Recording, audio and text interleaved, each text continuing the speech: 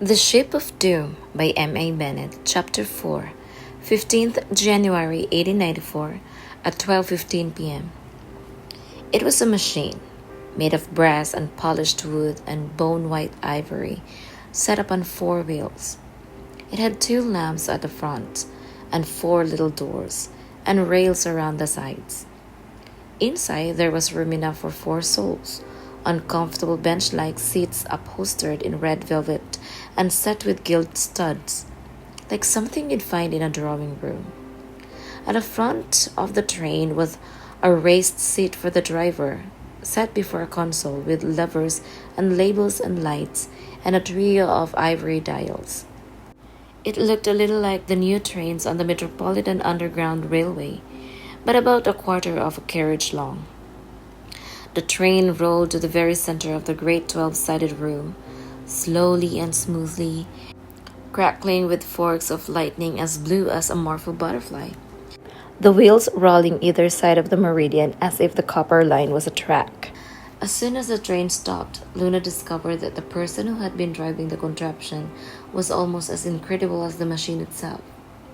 A boy, probably not much older than Luna, got out of the cab to stand before them.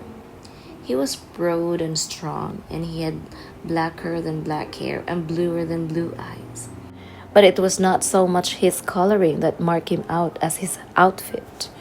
He had a cap on his head, and above the peak was a pair of brass and glass goggles.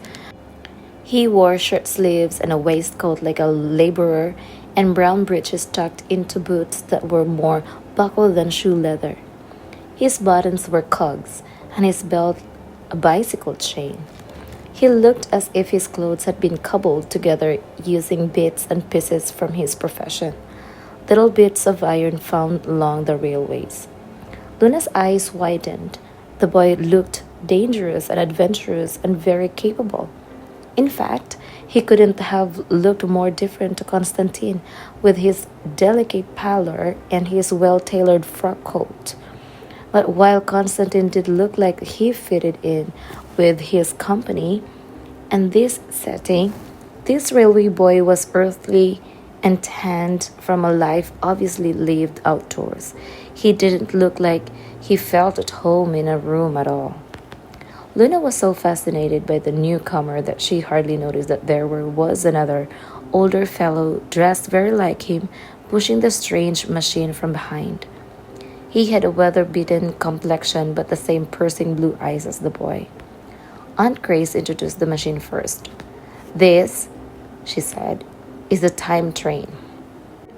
Just from the way she said it, you could tell she was giving both words capital letters. She introduced the man next. "This is Mr. Michael O'Connell. He is a navigational engineer." Luna knew all about navies. They were the engineers, often from Ireland, who had the expert skill and knowledge to build the railways that now spanned the empire like a vast iron spider. "And this is Aidan," Aunt Grace went on, indicating the driver boy, "who is following in his father's profession. Aidan knows everything there is to know about the time train, for he helped our Master H.G. Wells construct it.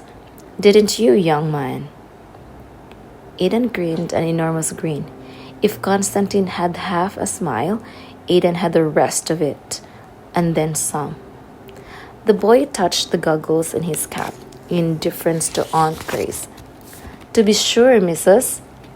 What I don't know about the time train isn't worth knowing. She's a complex machine, to be sure, but an easy old girl to operate," said Mr. O'Connell. "Yes, indeed," agreed the boy, who seemed the more talkative of the two. "To go forward in time, you settle yourself on her saddle and push this lever with the ivory handle forward."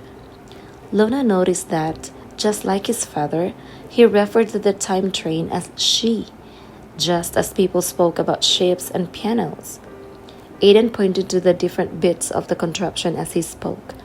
"You must set these dials for date, time, and place, and the mechanism is powered by quartz crystals at the rear."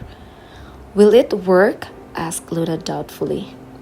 "It will work," said Aidan, brimming with confidence. It has worked. Our members have been using this machine for some time, said Mr. Wells kindly. There's really no need to worry. Luna wondered why it was she and Constantine who had to have their minds set at rest, and why the Butterfly Club were taking such pains to explain their plans to a pair of mere children. She asked her aunt directly, "Why are you telling us all this?" Aunt Grace exchanged a look with Dr. Cass, then turned to her niece. "Because, dear Luna," she said, "you will be making the journey to 1912.